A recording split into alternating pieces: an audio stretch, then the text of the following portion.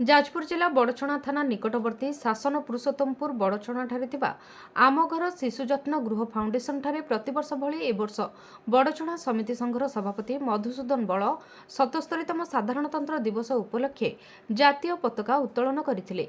पिलामाने जातीय संगीत गान करथिले। तांको सहित उपस्थित थिले गिरिजाकांत पृष्टि, ब्रजकिशोर ओझा, अशोक नायक, मिट्टू मिश्र, शांतनु मल्लिक, राजा सतपथी और आश्रमर समस्त पिला जोग देइथिले।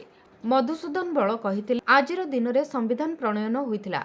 एही संविधान अनुसार शासन क्षमतार मूल उत्स भारतर जनसाधारण हाथ में रहिथिला। आम देश को एक प्रगतिशील भारत वर्ष में परिणत करिबार दायित्व और संकल्प आमे समस्त नेबा दरकार।